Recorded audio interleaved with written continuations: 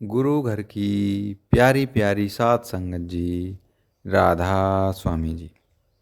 महाराज जी ने एक बार बताया कि अपनी वकालत के दिनों में जून 1946 में वे हिसार के जिला न्यायालय में एक मुकदमे के लिए गए हुए थे।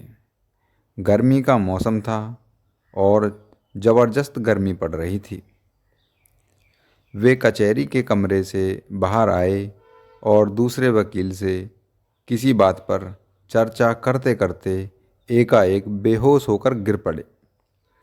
एक वकील जो उन्हें बहुत कम जानता था, उन्हें अपने घर ले गया, जहां उसने और उसकी पत्नी ने महाराज जी की देखभाल बड़े स्नेह से की।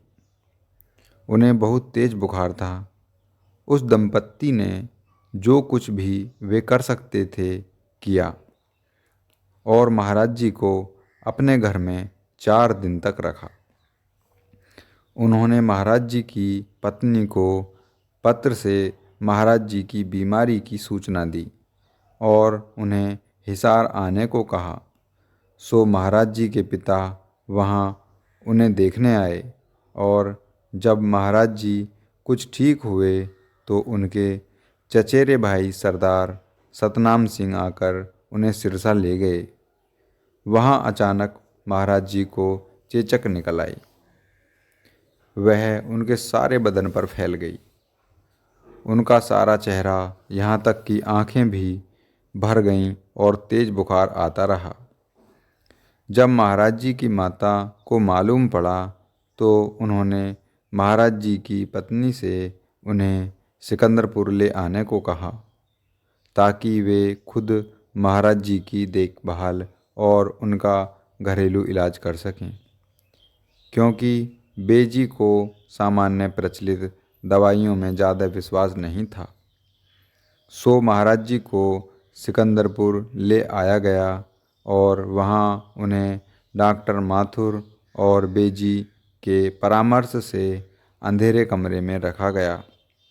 उस समय डॉक्टर माथुर सिरसा में ही नियुक्त थे और अक्सर साइकिल पर महाराज जी को देखने 5 मील सिरसा से सिकंदरपुर जाते थे।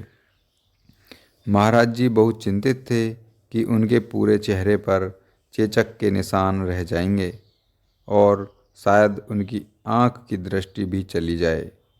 वे बोले कि उनकी हिम्मत शीशा देखने तक की नहीं होती थी। संगत जी, महाराज जी ने अपनी पत्नी से कहकर बीबी रली को पत्र लिखवाया, जिसमें उनकी हालत बयान की गई कि कैसे उनका चेहरा चेचक से भर गया था और वे इस बारे में कितने चिंतित थे।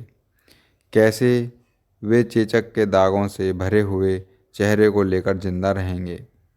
अपनी ज़िंदगी में वे क्या कर सकेंगे, क्योंकि इस बीमारी का उनकी आंखों पर भी असर पड़ सकता था। उन्होंने बीबी रली को यह भी लिखवाया कि वे बड़े महाराज जी की इजाज़त लेकर आ जाएं और उनकी देखभाल करें, क्योंकि उन्हें बीबी रली की बहुत याद आती थी। बीबी रली बड़े महाराज जी के पास गईं और उन्हें पत्र पढ़कर सुनाया। बड़े महाराज जी बोले, वह अब बड़ा हो गया है, फिर भी अभी तक वह तुम्हें इतना याद करता है। उसे लिख दो कि वह 10 दिन में ठीक हो जाएगा और उसके बदन पर कोई दाग नहीं रहेंगे। वह 10 दिन बाद यहाँ आ जाए। संगत जी, जब बीवी रली ने महाराज जी का पत्र बड़े महाराज जी को सुनाया, उस समय प्रोफेसर जगमोहन लाल भी वहाँ थे। प्रोफेसर साहिब का महाराज जी के प्रति बहुत स्नेह था, इसलिए उन्होंने भी महाराज जी को लिखा कि वे चिंता न करें, क्योंकि बड़े महाराज जी ने कह दिया है कि वे बिल्कुल ठीक हो जाएंगे। महाराज जी ने कहा कि पत्र आ गया। 10 दिन में बुखार उतर गया और चेचक के सारे दाग गायब हो गए, सिवाय एक के जो उनके पैर की छोटी उंगली पर रह गया था। फिर बड़े महाराज जी से मिलने महाराज जी व्यास आए। बड़े महाराज जी बोले, यह निशान भी सुबह तक ठीक हो जाएगा। तुम बहुत जल्दी घबरा जाते हो। संगत जी, महाराज जी ने बताया, सुबह तक उंगली पर का दाग यह भी गायब हो गया। यह सचमुच एक चमत्कार था।